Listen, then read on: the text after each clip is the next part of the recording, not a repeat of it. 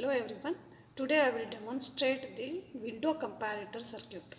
So this is a window comparator circuit. According to the circuit, you require two 741 IC, that is an op-amp IC, and we require two diodes and one resistor, which is of 1 kilo ohm resistor. And we require two reference voltage, that is DC power supply, one for LTP reference voltage and other for UTP reference voltage. So this is an 741 IC, this is an op-amp IC, and I am taking two 741 IC, and I require 1 kilo ohm resistor and two diodes. You can see this is one diode, this is one diode. The flat end is a positive, that is anode, and the bulged end is a negative, that is cathode.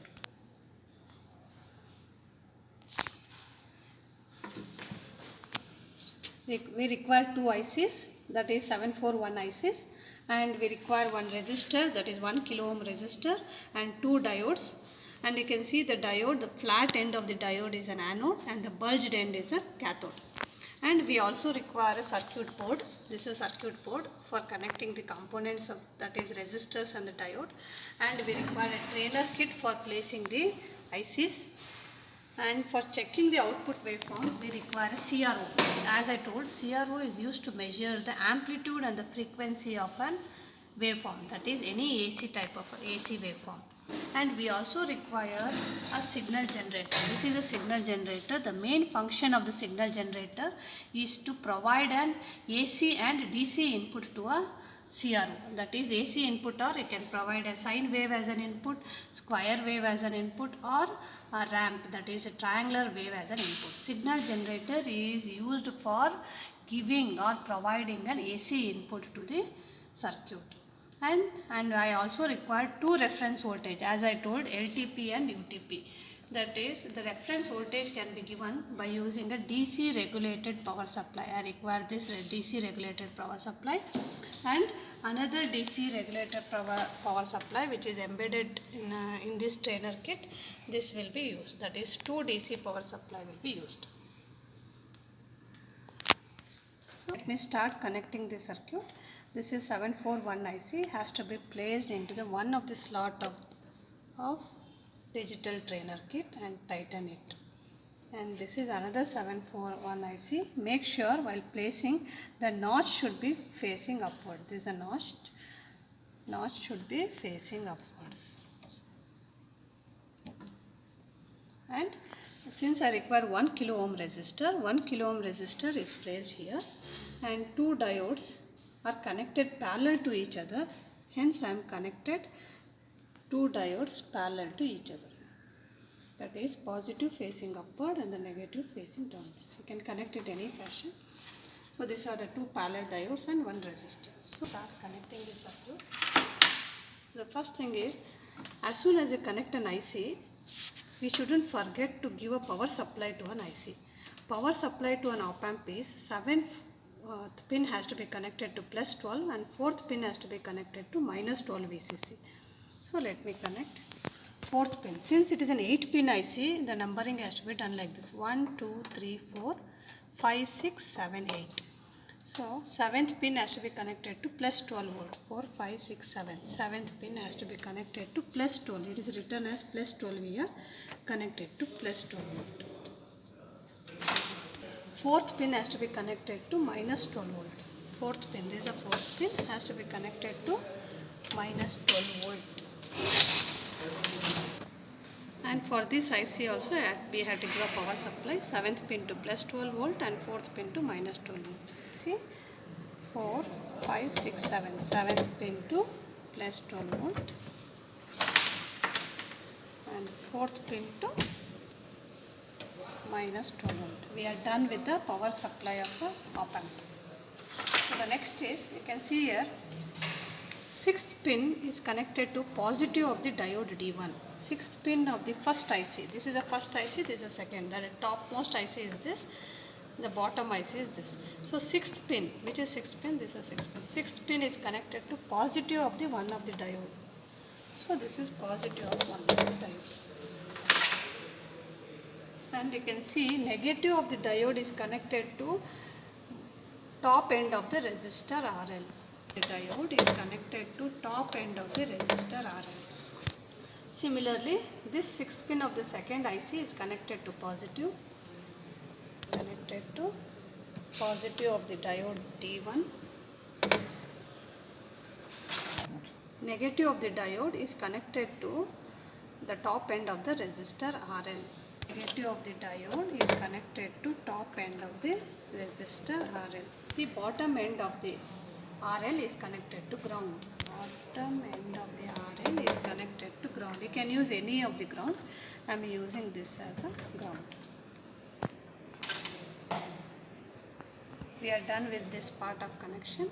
Now coming here, third pin of the second IC and second pin of the ICs are shorted. Second pin of the first IC and the third pin of the second IC are shorted.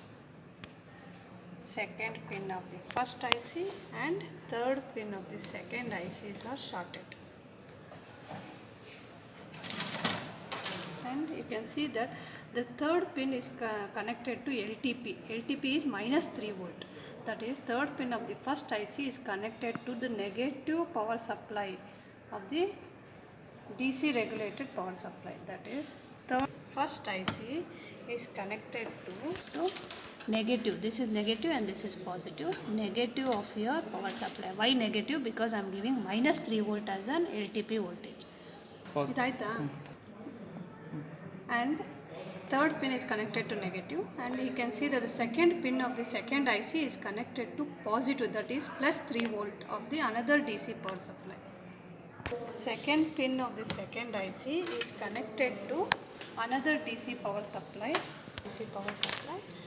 and connected to positive of the DC power supply.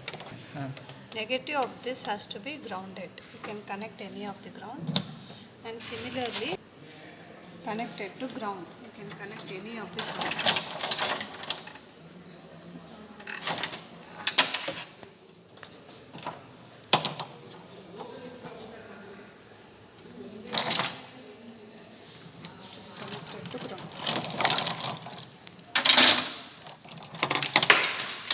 We have to give an input. That is, input sine wave has to be given as a common input to both the op amp. So as I told, the input can be given by a signal generator. So we have to use a probe. The probe is. So we are done with these connections. With all the we are done with connecting all the components of the circuit. The next thing is you have to give an input. What type of input? Input has to be a sine wave input of 10 volt amplitude. So 2 and 3 are already shorted. Input can be given using a signal generator. This is a signal generator. What type of input has to be given? Sine wave has to be given as an input to the circuit. So let me connect the probe to a signal generator, and as I told in the previous video, each probe will have a positive and a negative wire. This is a positive wire and this is a negative wire. And we also require to check the output. The output can be measured on a CRO. So we require two probes. So these are the two probes connected.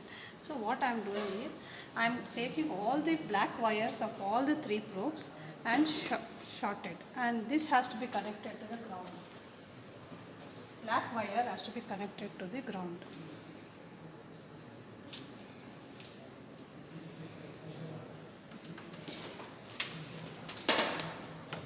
Has to be connected to the ground. 2 and 3 are shorted, and the junction of 2 and 3 has to be given to the positive terminal of the signal generator. So this is a signal generator probe. Positive of the signal terminal of the signal generator has to be connected to the junction of 2 and 3. That is, either you can connect it 2 or 3. So it is connected. Now I have to check the output.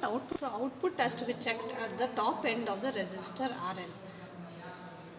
So let me use any one of the channel. Let me use this channel. Already negative has been grounded. This probe, a positive wire has to be connected to the top end of the RL. This is the top end of the RL. Top end of the RL. So,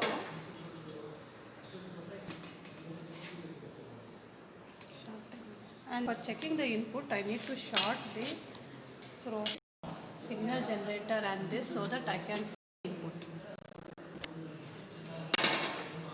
This wire and this wire has to be shorted. This is an output of a window comparator. You can see since I am giving sine wave as an input, I have chosen sine wave from a signal generator. This sine wave is an input and this is a rectangular wave.